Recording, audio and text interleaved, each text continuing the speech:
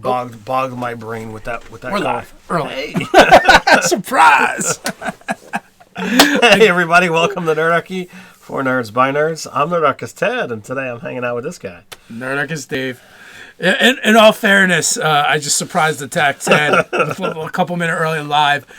It used to be that we would when you hit the start stream button, you'd get a pop up. Right. So I hit it thinking, I'll just hit it and have the pop up and be ready to go.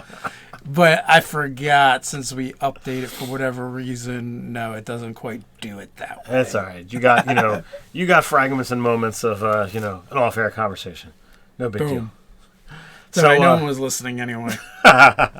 So today we're going to talk about running D&D, talking about sci-fi and other modern type stuff in D&D. That's the plans then. So science fiction. So it's kind of in honor of the Monte Cook Arcana of the Ancients, essentially turning the Numenera system into a 5th edition supplement.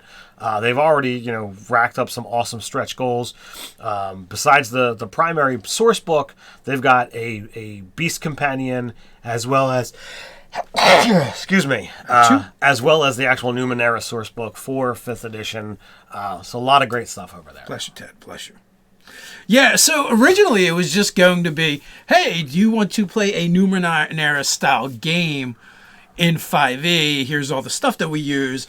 But they've added the bestiary, several adventures, and then finally it's like, oh, here's basically the Numenera campaign setting that you can just play Numenera in there and play in the Ninth World, which I like the Monte Cook worlds that they create. And this is great if one, you're one of those people that I only play D&D, so I'm not going to play another system.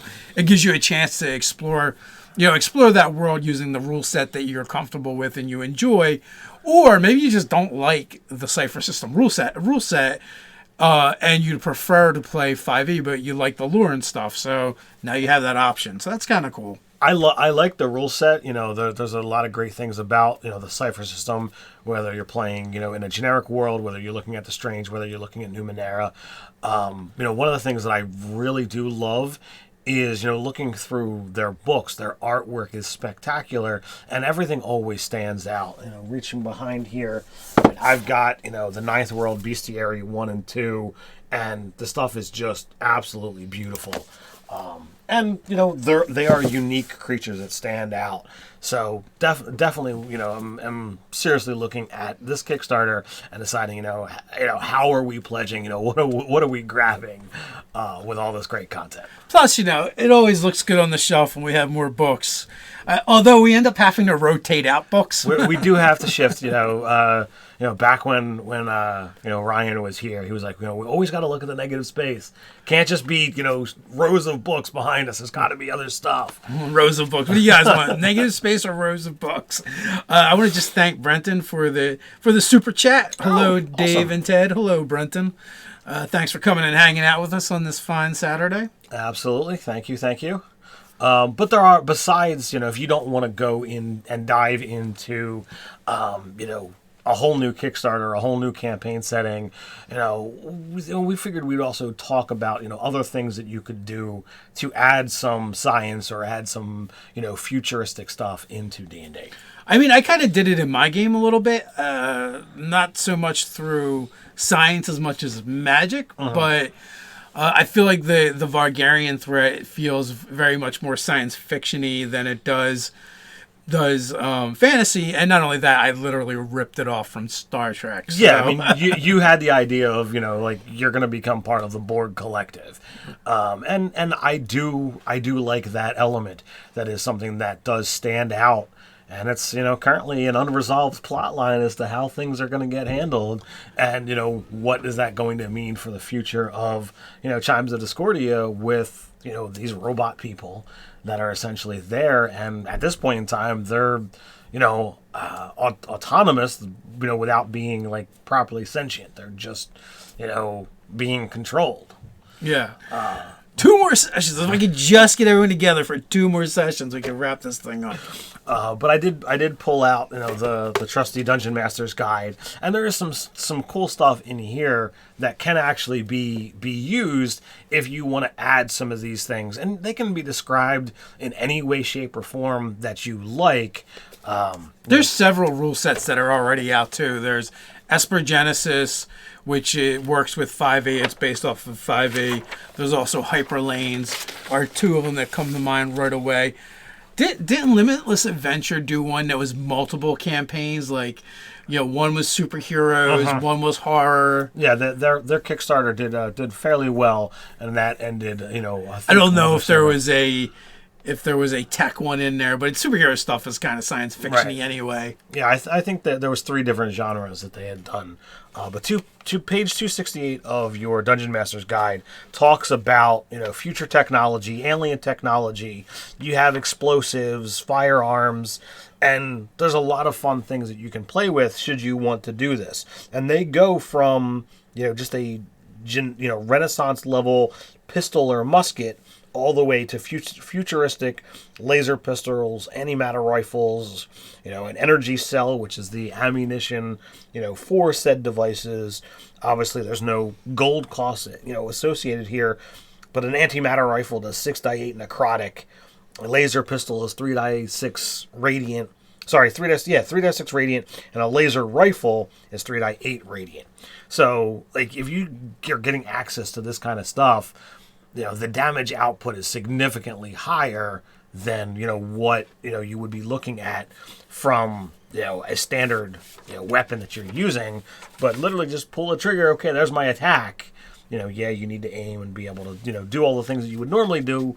But if you give this to a fighter and they're firing 3 and 4 times around, has a lot of damage. Yeah, I mean, you figure it's the equivalent to what, an 11th level cantrip? Mm-hmm. A caster using an 11th level cantrip with the 3x6, 3x8, essentially, and then you add in a character that gets multi extra attacks, and a fighter who can do even more, or that's technically a ranged weapon, so a rogue with sneak attack would apply as well. Right.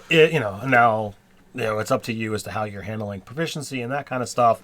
And then my other thought was, same book, if you look at page 210 and 211, that's all of your magic wands, your magic items that are wands. There's nothing to say that you couldn't turn a handheld device, whether it be a rod or whether it's a honest to goodness, rifle or pistol, into the same kind of effect, and you could have the energy cells very similar to what those other guns did that could produce the same kind of effects.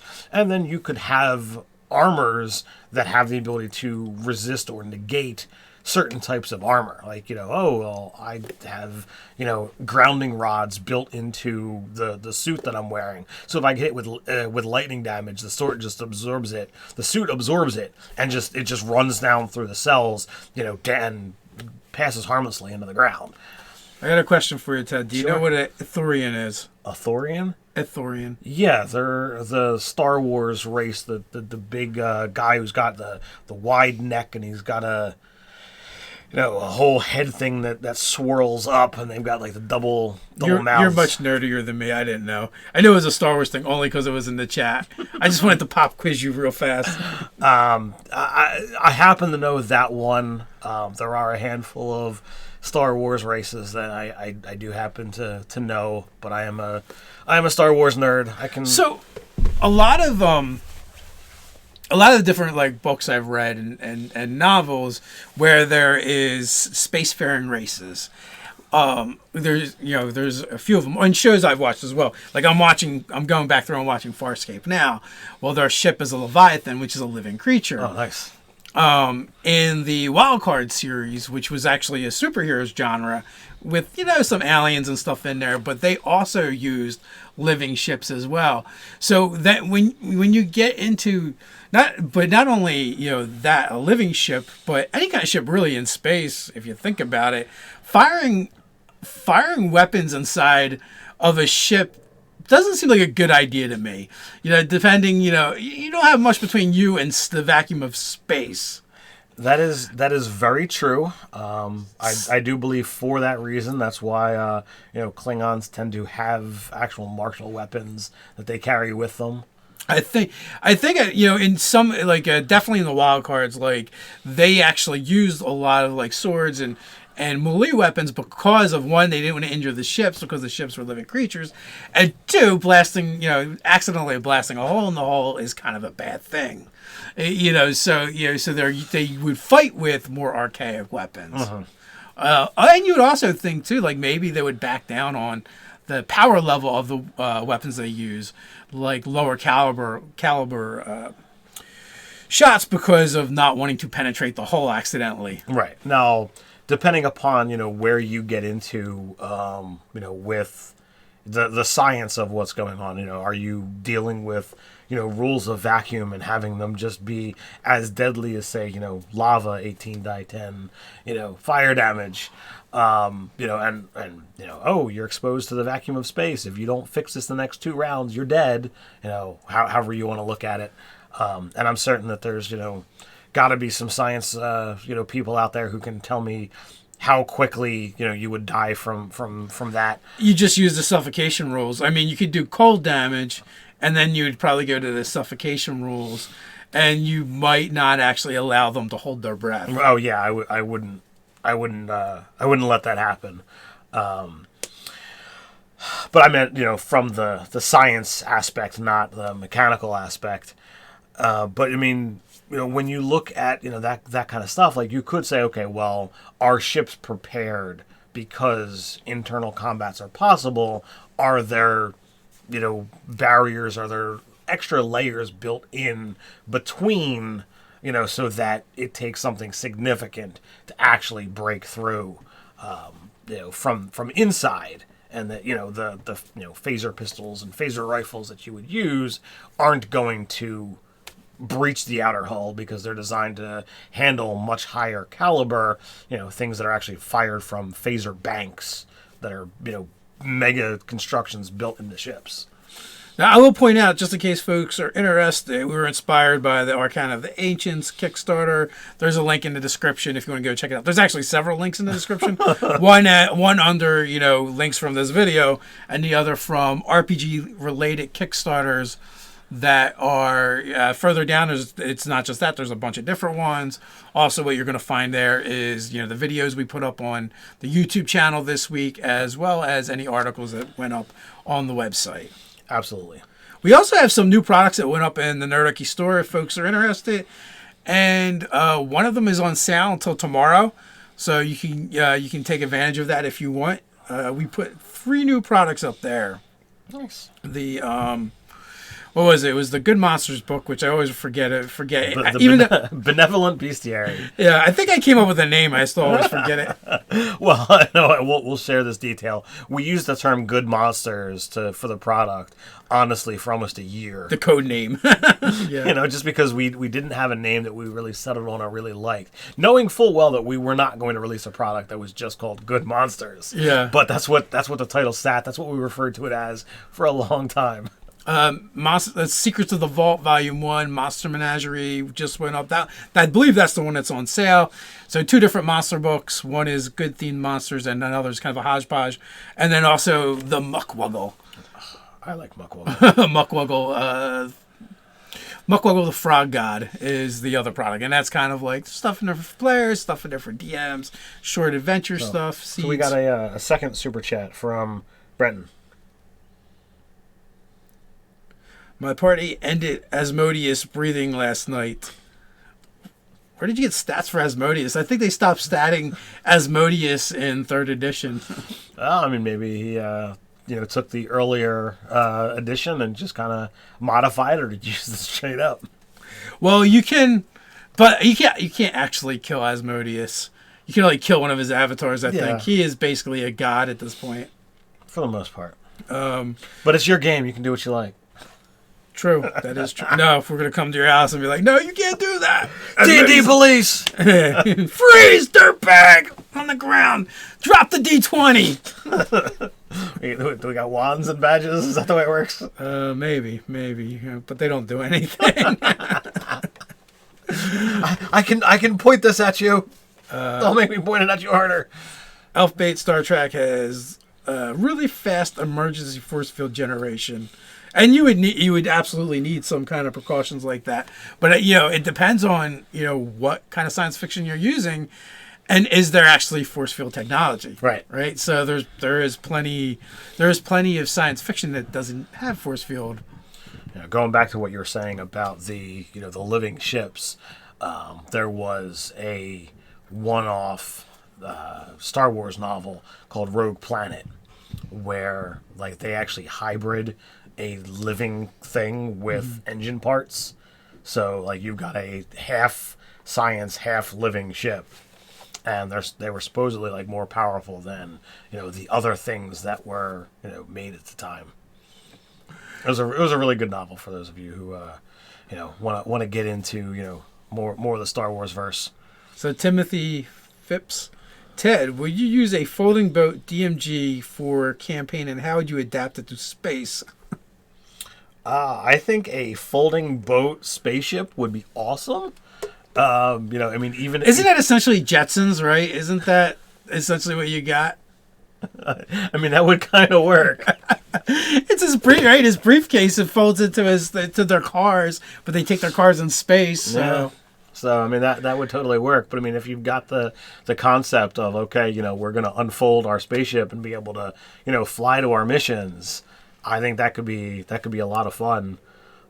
You'd be able to make a cool map for a smaller ship, but then it would somehow fold in on itself and be able to just get stashed away once they got there. So you'd always have access to the ship. You wouldn't have to, oh crap, it's way over there. Yeah, just pull it out of your pocket. Get in the ship. What ship? This one. It's a transformer. What about it? Now that makes me think of a Darren's Instant Fortress, but Darren's Instant Space Station. Space Station or spaceship, yeah. Justin Harris, Palladium Games. Rifts is fantasy sci-fi game. That's a lot of fun. Yeah, they kind of slap everything together over there. Yeah, and then create a rule set for each one individually and then put them together. It's weird. I'm not a huge fan of the old school Rifts. Yeah, Palladium is... Sorry, Rifts is a cool setting. Palladium is, unfortunately, just doesn't match up with today's, gaming standards or our gaming standards. I didn't like it back then that much. Well, because I've always been a fan of at least, not necessarily balance, but like be in the same realm at least. You got you've got someone who's operating a mech next to someone who's literally just a hobo. Yeah, I mean, we played a game a while back where my character was, superheated living plasma, and Dave was a kung fu master. Like, there was nothing that could be done to Dave to be able to injure me in any way, shape, or form. No matter what he'd rolled, no matter what he tried, he would just get, his butt kicked if he tried. Yeah, so it was a kind of a wonky system that way. At least in some of the other systems where they had like tons of flexibility, you could there was mitigating factors that at least kept things in the same realms. Like Mutants and Mastermind comes to mind, where you can do a ton of different things in that game. But like everyone had the same amount of points, right, to play with, and to try and recreate. My super plasma guy versus, Dave's Kung Fu Master. Dave would have a crap ton of abilities, and my character, like, I'd have some strengths, but I'd have significant weaknesses, and Dave would still be able to hurt me. He just would get hurt in the process. So space-faced Dev, how would you run a druid in space? So, it would be like someone who's into like xenology, maybe, like where they study different life forms on different planets. And you could have beings that have the ability to exist in the vacuum of space. My wife and I finished watching Voyager, and for me it was rewatching. But there was at one point in time. Odo, who is a shapeshifter, wound up meeting another shapeshifter who had shifted into some beast that was flying through space at warp speed. and he wasn't in a ship. He was just shifted.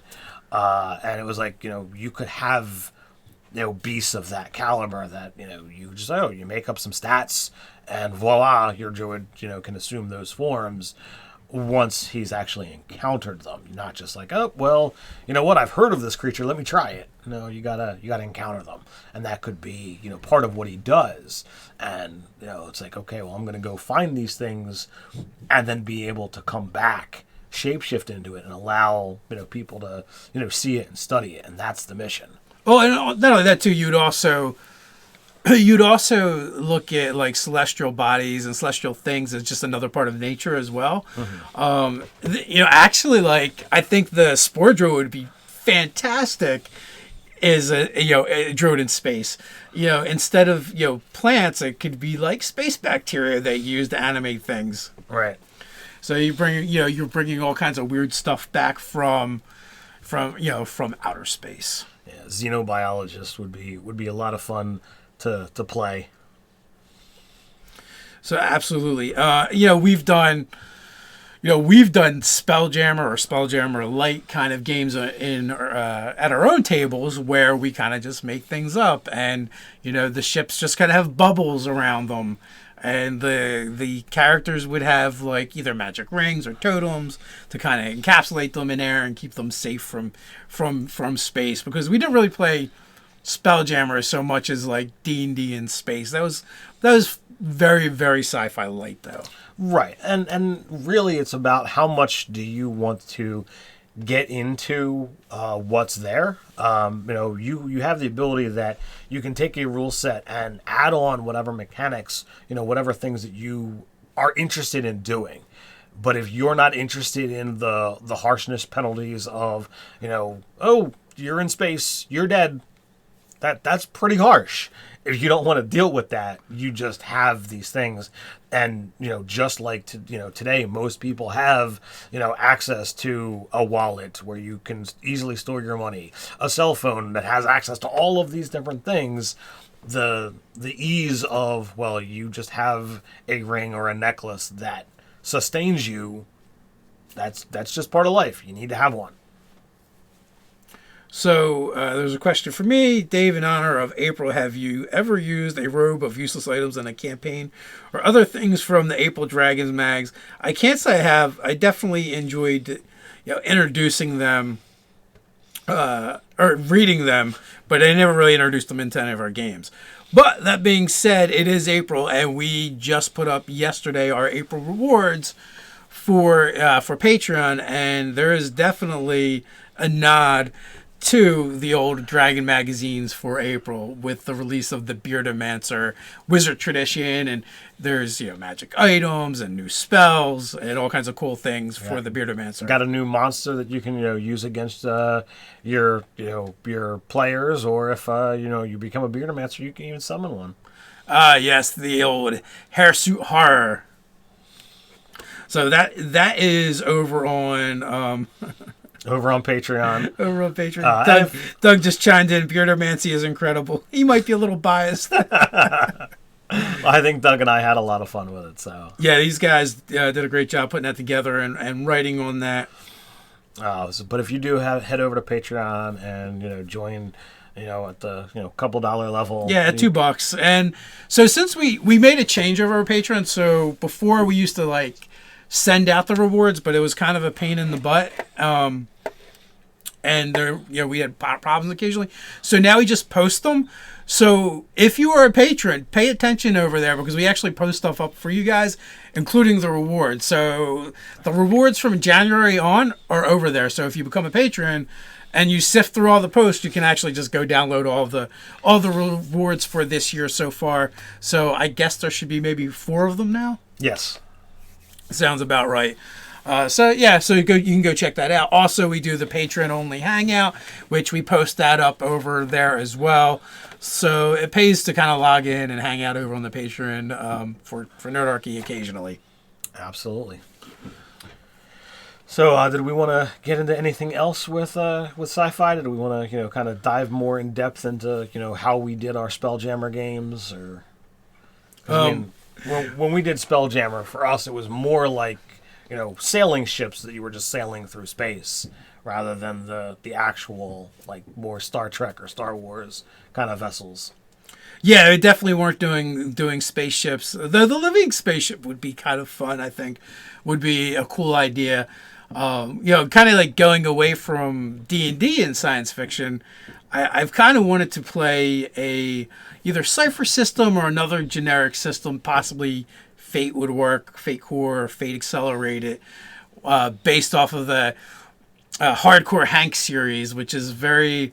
It's science fiction, but it's a little superhero-y at times, and it's written with a lot of comedy in it, and that takes place in a space station. So, would you be wanting to run that, or do you want to be a player in it? I would probably enjoy both. Okay. Because I would imagine, like, someone would have to have a grasp of, your initial concept, the novels in order to be able to pull it off with enough esteem. It's definitely one of the ones that's on my list I want to run. I mean, it starts off with the main character like getting off of like a monorail type system, and the monorails are kind of elevated, and the main character is this like enormous guy that they kind of always call him fat, but he's just like super dense, and it's almost like a superpower. Okay. But he can't control it. He's just dense all the time. And, as the story goes on, it gets denser and denser. Like, he just looks, at the stairs to go down. He's like, no. And he just steps off, and falls, on steel. And then, gets up after a bit just because it was too much of a hassle to have to walk down all the stairs. Because he'd rather deal with the pain of falling. Rather than the pain of walking downstairs. Yes, pretty much. Fat guy problems. Fat guy problems. Hashtag. I feel you, buddy. We got another super chat from Brenton. Wow, thank you, sir. I'm not sure what SC stands for. My campaign had a yard rat. I guess DBZ. Oh, yeah, from DBZ, a Saiyan from DBZ, Hollow from Bleach, an Alchemist from FMA, a Dwarf from D&D, and a Mutant Magneto plane hopping. Wow. That is a lot of mashing up there. That is crazy. I wonder if you're just using 5e rule sets and you kind of bash them together yourself, or if you're using some of the other products that are out there in conjunction. Well, I think there's either the Saiyan class or the Saiyan race over on the D&D wiki, but we all know how dangerous things are over there. If you don't care, so basically you're getting into Palladium Rifts territory when you start introducing that stuff to your game. You're like, balance? Nah, I don't think so. It's like, hey, I can take 20 levels of Monk and be awesome, or I can take 20 levels of Saiyan and just be a god. I think I'll go with the god, thanks. Just saying. That's definitely a way to do it, I suppose. I did get a chance to play Esper Genesis at PAX Unplugged. Okay. I think you had bowed out before we got the game together. It happened a little bit later. Rich Les LaFleur is actually the one who wrote it. Uh-huh. He ran the game. Jim Davis from WebDM was in it. Oh, nice. Sean McGovern played in it as well, who's done some writing on the Patreon for us in the past. And, that was a lot of fun. I was like, I just want to play one of those big lizard guys. Because clearly, if you're creating a science fiction game, you need to have big lizard guys in there. Well, that makes a lot of sense. So I felt like that worked pretty smoothly. The 5e rule sets seemed to integrate, and we had a lot of fun with it. We even, we had a shootout in the bar. We had a chase scene. Nice. With like hover bikes. So there was definitely some cool elements in there. I got to suplex somebody off of a hover bike. I'm like, yes, I'm absolutely going to take the damage. That's sounds like you had a blast. Shaylander, I've been watching a 5e based Pokemon game. I have not checked it out. I have heard of it, and I know this thing exists. I don't know why, but it does. My kids aren't doing the Pokemon thing, but they are definitely acquiring critters. There's 6 people in the party. 3 of them or at least 3 of them, have some way of casting speak with animals, if not more than 3. And it's kind of crazy, as they all just kind of keep finding or buying these little animals, little pets. They've got a variety of them, and eventually the one adult in the party, he's like, "Look, can we just stash these animals?" So that they wound up buying a place. They hired somebody to look after the animals, and then they're off adventuring. And I think by the time they make it back, they'll have probably acquired more. It's gonna lead to a rescue mission. They're gonna come back and they're gonna be all missing. Hopefully the goblin doesn't eat them. Is that who? Oh, is that who's watching them? Yes. What was his name? I always have a lot of fun when I name goblins, but we haven't played this game in a while, so I'm drawing a blank on his name. But it's amusing. So Zach has a question. Sure. For the chat and the guys, have you seen any good D&D videos this week outside of this channel, of course?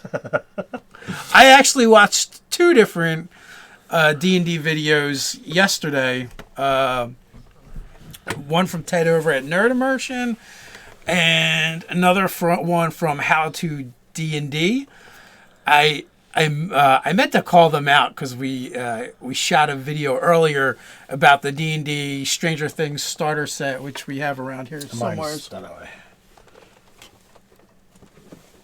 So I don't know if we'll be able to get it up this coming week, or might be the following week. But we definitely did a video on the Stranger Things Dungeons & Dragons starter set, what we thought about it, and I read the adventure as well as I was like, well, let's see what other people on YouTube are talking about it. Because apparently the release schedule on this thing, no one followed anything, and it came out when people wanted it to. So both How to D&D and Nerd Immersion had good videos on it. Yeah, I did not watch any D&D videos this week. I'm not, as much as I put you just watched the spider. The spider? Yeah, what is the spider? The family watches Lucas the spider, and if the wife reminds me or shows the kids, I tend to watch along. Wife watches way more YouTube than I do. She's the one who will go down the YouTube black hole and be like, how the hell did I wind up here? For me, it's just like, nah, I more put stuff on YouTube. I pretty much, I had a game Thursday night. I had a game last night. So there wasn't a whole lot of extraneous time for me this week. I mean, I haven't watched, Critical Role in a week and a half, and I'm still falling behind. You're just going to fall further and further. Well, I mean, there's been a lot going on. I did binge Dragon Prince, though. Oh, you finally got that. Yeah, that was pretty good. I didn't like the way it ended because now it's like, now I need season 3. Oh, yeah. My son watched it, when season 1 came out, and watched it again. And he's been kind of, ragging on me like, Daddy, you got to watch this. Daddy, you got to watch this. And eventually I'm like, all right, episode 1's only 22 minutes. Let me give it a shot. And next thing you know, I'm like, well, there's season 1 done. Let's see. Zach Maples, no. Yes. Zach Maples, I've been on a terrain video kick. So many tools that I don't have. You were playing with some crafters last night. I was playing with crafters last night and the night before. Oh yeah, because doubling down. Jake and V are in both games, so yes. But there's a lot of great stuff on Mini Terrain Domain, on DM Scotty's channel, DM's Craft, Crafting Muse with V. Her stuff is awesome as well. Although I think she paints more than she is crafting. But there's definitely a lot of great content out there if you're looking to get into crafting. Space Face Dev Z Bashu made a pretty funny video about True Strike. Basically, spoilers. Ready? Spoilers. True Strike sucks. He went through this whole amazing idea about how he's going to create a character using True Strike, and then he finally does it, and True Strike sucks. Could have saved him some trouble and let him know. Yeah. It's like, you can roll 2 attacks next round, or just roll one this round and one next round. It's literally the same thing. Very, very rarely will that be useful. Yep, pretty much. We've talked about this a couple of times. So I've also, like I said, I've been binging Farscape. What did I watch before that? I've already forgotten. Grimm, I'd watched like all 6 seasons of that. That was pretty good. It's more like modern urban fantasy. Do you know the one with Kevin Sorbo? Remember that? With Andromeda? Andromeda. That one did not get very good reviews. I enjoyed watching it.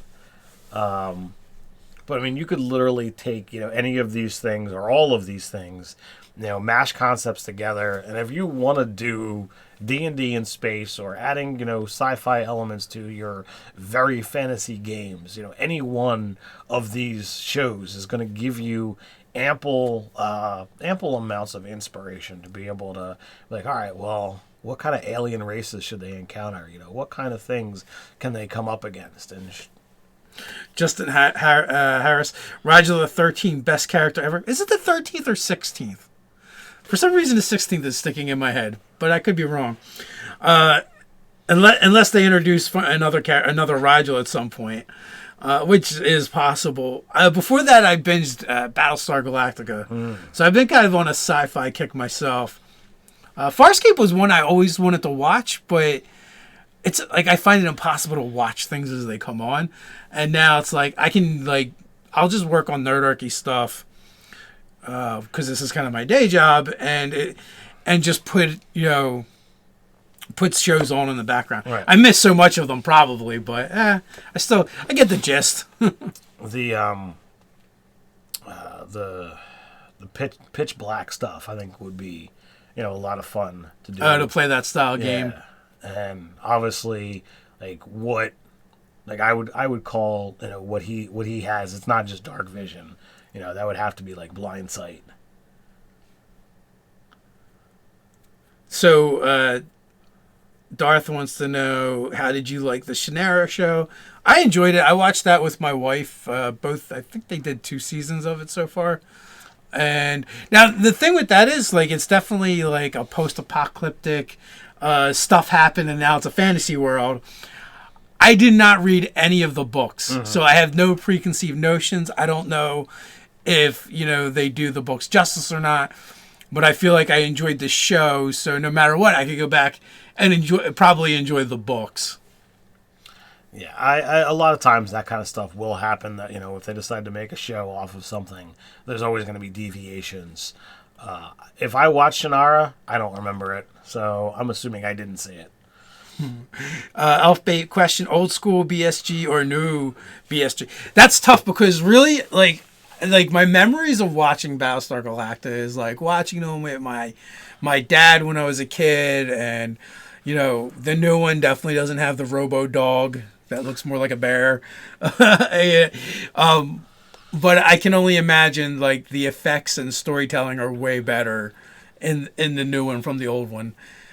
I don't know how well old school Battlestar Galactica would hold up. I'm gonna guess it won't. I definitely like the new modern spin on Cylons and the lore behind it.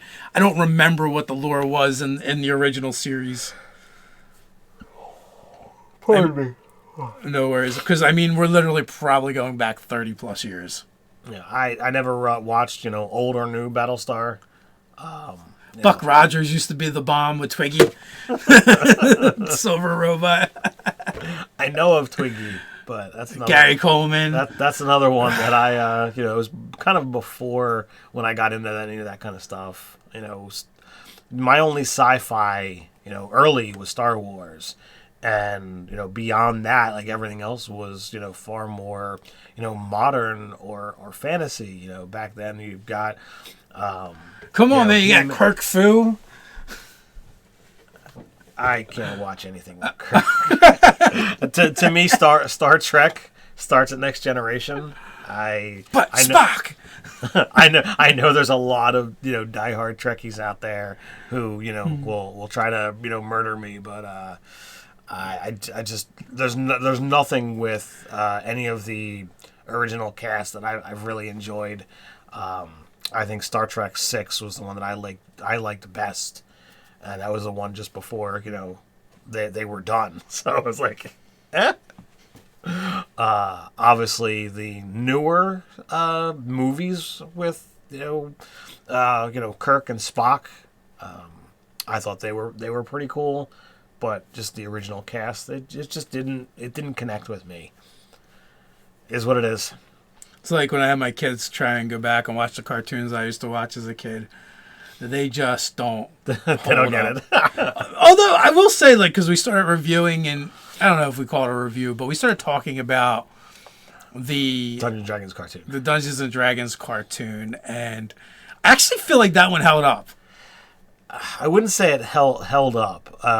The fact that they're only like 22 minutes, you're able to get through it pretty quick. But if they were to take the same amount of stuff and go that over, an hour or 45 minutes, and you were to sit and try and binge it, I don't think you'd be like, man, this is what I want to watch next. I think the fact that we're doing it in 22-minute clips. I also look at it through the eyes that this is a kids show. Mm-hmm. This show is not there are no adult themes, there are no hidden adult jokes. This show was literally for little kids, like tweens and under. So I don't have a high expectation, but when I look at it and dissect the shows, I see so many of the D&D tropes in them. Kind of I don't want to say dumbed down, but less sophisticated because it's meant for a younger audience. So that's why I say I feel like it it holds up. Okay. Compared to when I've gone back and tried to watch Thundar the Barbarian, and even the animation and stuff. Although that stuff was even earlier, so right. I'm sure the advances in animation were there as well. So yeah, but you got Thundar and Conan and He-Man, a lot of very fantasy-esque things that were out there. Even though Thundar was kind of a more sci-fi and futuristic, it was still they didn't have as much the technology. It was more of a mix. Well, yeah, that was hardcore science fantasy. You had laser blasters and you had the solar sword. Yeah. So it was definitely. I guess even better would be if you get into Black Star, that was really good animation and done way better. Also Pirates of Dark Water. Oh, Pirates of Dark Water. Black Star was very similar in the animation style, so it was almost like a predecessor, I would say, to that. There was. I don't think you've ever read Pern. I did. Dragon Riders. Yeah, I did read some of those for sure. I think I have them or have some of them. I don't know if I read any of them or not. So Donnie, I always thought it would be cool to make an entire dungeon a downed spaceship. Could be littered with Krithix filling a role like xenomorphs and high-tech magicos. Yeah, I also see them a lot like Zerglings from Star Frontiers.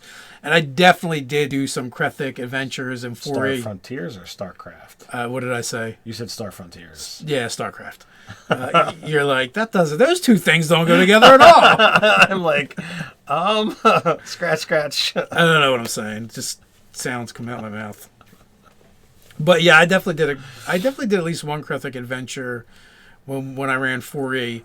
And then I did a Xenomorph Zerg mashup for 5E as a one-shot. Professor Bill, was one of the first games I played with Professor Bill in, and Alan, I think he was in that game. Him and his son came out and hung out with us in LA. Uh-huh. And I definitely... I assume that's the Alan you were referring to. Yeah. Ninja 420 or something was his YouTube handle. But I actually took ANKEGs and mashed them with different NPCs, stat blocks, to make them like Zergs. Nice. I used the Knight for the more melee warrior types with the ANKEG, and the Queen I used the Assassin. Interesting. I think we should we should play around with that. It's definitely a possibility. Doug, question: thoughts on slow reveal sci-fi elements in D&D, like characters over time learning their world as advanced. Good campaign concept.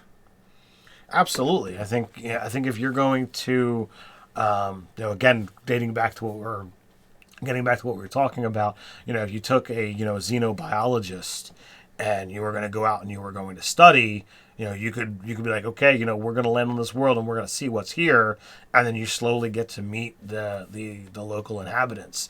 Are they going to be pseudo friendly like your Ewoks, or are they going to like, oh, I'm going to try and eat your face off, like your xenomorphs? Are they going to be hunted?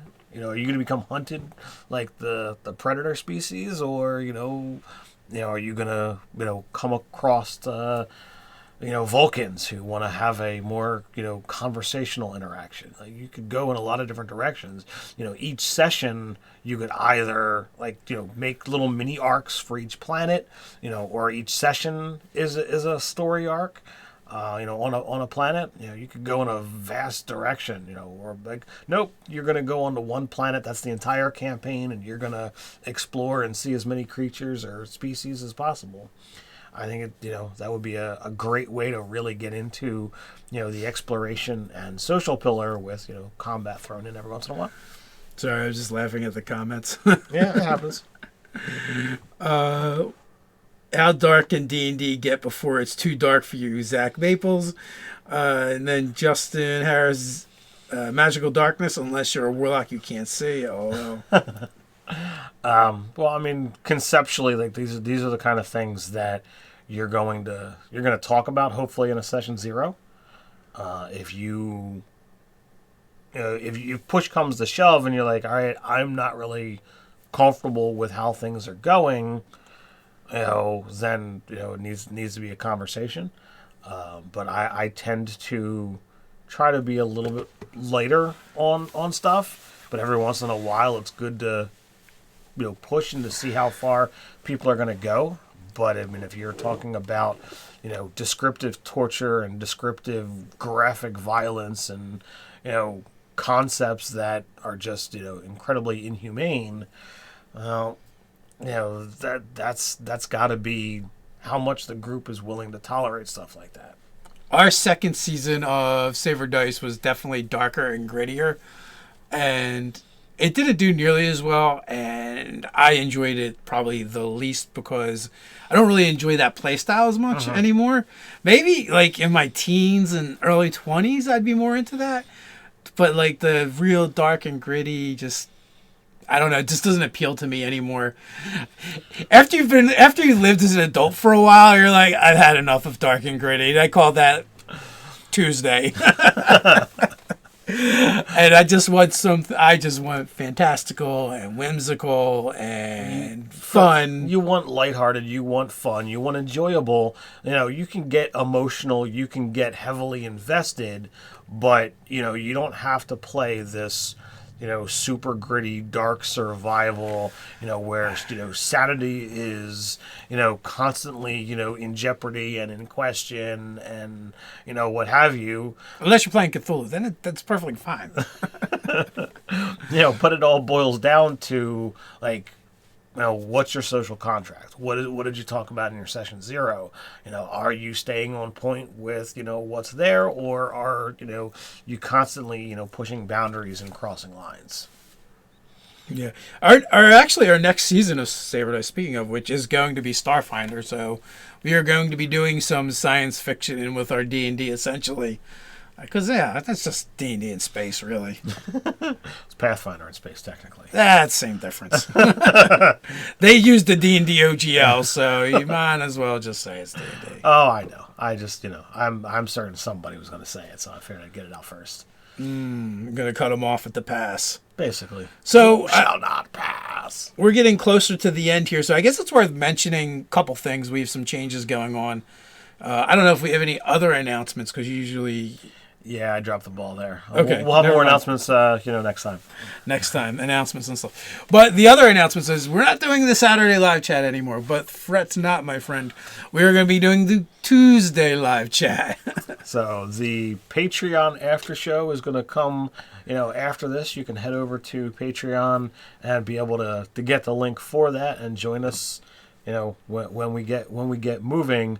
That will wind up moving to Monday nights, so it won't be an after show anymore. It'll just be its own weekly thing. And then, as Dave says, this chat that we normally do here is going to move to Tuesday nights. Are both of those 8 p.m.? Is that what we're looking at? 8 o'clock? I don't know. I'm good for All right, whatever. All right. 8 o'clock it is. 8 p.m. Eastern time. We're going to be moving these. We're going to be doing them remotely, so we won't be sitting here on the set. I'll be here. Ted will be at the set, and I'll be somewhere else at my house. No, and the cool thing about that for the live chats is we're going to occasionally bring on guests to talk, about topics with us, and probably not going to do guests every week, but occasionally, if there's someone who has something cool to say, we'll bring them on, and the three of us can rap about D&D and other tabletop role-playing games. Now, I know Chris from RPG Crate has something that he wants to talk about in the near future, and since we've developed in the near future or the near future, the near future. It's not. I don't think it's spooky. But he has said that since we've developed this relationship between Nerdarchy and RPG Crate over the last few years, that he'd like for him to be able to come on our show and be able to reveal it live with us. Oh, cool! That would be cool. Maybe we should screen that first to see what he's got to say. You can't say that on YouTube. We already did the you can't do that on YouTube bit today. Oh yeah, that's true. That's true. You'll have to wait and see what that's about when that video hits. Yeah. So I one of the things that we're hoping is with splitting things up, the way we've been doing things is like we meet up at like 11:30 in the morning on Saturday. We shoot 3 or 4 videos. Then we do this live chat in the afternoon. And then we do the Patreon one afterwards. We want to be able to focus more energy and more brain power to each of those endeavors by splitting them apart. Ted wants to do things with his family on Saturdays. For me, it doesn't matter. My wife and kids will be wherever doing whatever on Saturdays like they always do. But my kids are older, so my daughter's 7. My son is about to turn 11, and the fact that for at least 4 years or more, we've pretty much devoted Saturdays to Nerdarchy, and the wife has been arguing with me for a long time about what's it going to take to get Saturdays back. So we've had some conversations. We've worked behind the scenes here, and if Tuesdays and Monday nights are not going to work for you guys, I sincerely apologize. It is what it is. Also, they're recorded, so you guys can always come and hang out with us later and watch. But like I said, I think it'll be better for us and you, the viewer, if we can focus more of our attention to each thing individually instead of doing it all at once, because we end up a little drained by the end. By the end of the live chat, I'm like starving. We typically go for 4 to 5 hours straight. Starting at lunchtime, so there's always a meal that's missed. Let's see. Justin Harris, Nerdarchy, could you put out a video every day? I'd watch them all. Please keep these live streams so we can all talk with you and each other in the fun group. Yeah, we're definitely keeping the live stream. Just it's not going to be on Saturdays. Yeah, so hopefully the Tuesday nights will work, or the Monday nights. And and also too, even like doing the live the after show back to back too is a bit much too. So hopefully, like, that might be too much of us for you guys anyway. Like a full hour and a half to 2 hours back to all mashed together. I don't know. I don't even want to be near me that much. Well, you don't really have a choice. What you're really saying is you don't want to be near me that long. No, I stand by what I said the first time. We do feel that this is going to be a good push and a good plug. Poison. Hey, Poison. Will Quest and Adventure stay on this time? No, it'll be It will be 8 hours. Oh, no, not 8 hours. I'm thinking noon. Why am I thinking noon? Because we used to do something at noon. Well, noon used to be when we did the live chat. Yeah. Nah, it'll be 6 hours from now is when we'll be doing it. Thanks, Brenton, for the super chat. You're gonna go broke today, bud. Save some money. My ranger makes immovable arrows 1d6 rounds. His name is John the Bearded. I work graveyards. I feel bad for you, man, because I did that for like a decade, working third shift. Ugh. Come on. What do you do? You can just sneak us on your device while you're working. It's fine. It's third shift. Nobody's around anyway. I worked 1 a.m. to 5 a.m. for 2 months as a package handler for a company that's like FedEx. It's not around anymore. And it sucked. I would say it's definitely the worst 2 months of my life. A whole 2 months, A whole 2 months. Well, I mean, literally in those 2 months, I was 20 minutes from your house, 45 minutes from home, and I was pulled over at least 6 times for swerving because I was tired and just driving to your place because I would crash there because I was too tired to drive home. Surprisingly, I can't believe I'd never have gotten pulled over driving home, and that is over a decade, and I would swerve I call them unscheduled lane changes, to be honest with you. I'm like, I was in the left lane, why I'm in the right, how did I get to the right lane now? Thank God for rumble strip. Well, I don't think there were rumble strips back then, but the number of times that the officer was like, well, you weren't driving on highways either. That's true, yeah. But it's like, are you going to be safe to drive home? It's quite of a distance. I'm like, no, I'm only going to over here. And he's like, all right, well, you be safe. You're going to be good? Do I need to follow you? I'm like, no. Yeah, I got out of that job quick. So I did heavy construction, road construction for 10 years. Don't miss it. I'd much rather talk to you guys about D&D stuff than driving, loud, smelly tack trucks. Yes. Amongst other things, we're using jackhammers, and everything I worked with was hot. The coolest material I worked with usually was like 150 degrees, but everything else is like 300 plus. Wow. Yeah. I definitely prefer doing this and answering emails to running around like a madman hauling boxes. My wife and kids make fun of me now because my hands are so smooth and soft. Where before they were just like baked from working with hot stuff and calloused from constantly. You used to have stains on your hand all the time. Yeah, they were just because basically tar just doesn't come off. I'd have to regularly bathe in diesel and gasoline to get that stuff off. So just good old days. The good old days. So what'll happen is, we're not going to have the chats, this week coming up, because they're going to be, they're replaced. So there won't be a live chat next Saturday, but they'll start the following Monday and Tuesday night.